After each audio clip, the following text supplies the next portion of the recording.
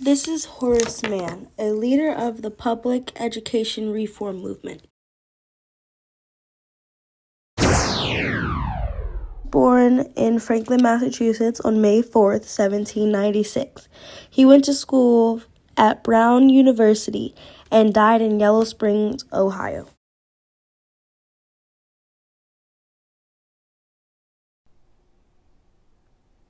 The goal in this movement was to post public schools all over the U.S., North, West, and South. The movement provided free education to all students, regardless of wealth, heritage, or class.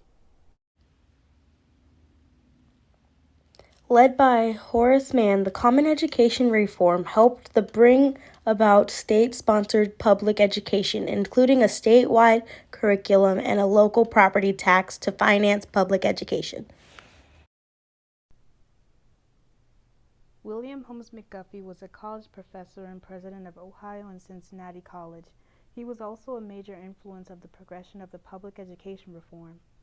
McGuffey was the author of a series of 1 to 6 level books called McGuffey Readers that were meant to shape children into well-educated citizens.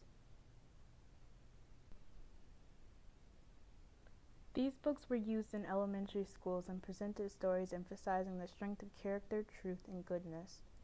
These books focus on common issues and topics, clearly distinguishing bad from the good and commonly ending with morals. A common school was a public school in the 19th century. The common school was strongly advocated by Horace Mann. The common school movement was a period where the American educational system had began to form and gave educational opportunities to everyone.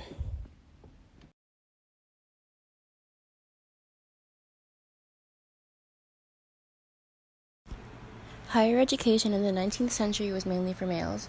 Women did not have the same social standards as men. Sarah and Angelina Grimke were the first women to speak publicly on women's education. Catherine Beecher and Olivia Sage helped as well, especially with college funding. Emma Willard was an American women's rights activist. She spent most of her time advocating for equal education rights for women. In September of 1821, she opened the Troy Female Seminary, allowing women to obtain a much higher education than they received before. Women were able to study complex subjects such as mathematics and philosophy. Mount Holyoke Seminary. Mount Holyoke was the first institution open to teach women the skills and subjects that men were taught. It was uncommon for a seminary to teach women anything other than ladylike skills like sewing. Mount Holyoke showed that women were capable and was a major push towards women's rights. Oberlin College. Oberlin College, opened in 1833, was originally created for men and promoted Christian values, but over time it opened its doors to women and black people. The education of black people was forbidden up to this point, but the abolitionist movement gave them opportunities to learn and helped them push for black rights. Today, the public school reform movement shows the people in America now when having the education was a privilege and not a right, and when only the wealthy children got to learn. So today, even though the public school system isn't perfect, it holds promise of equal opportunities for all children. If Horace Mann had not made the changes, then there would still be children out there without the right to an education and couldn't pay for it.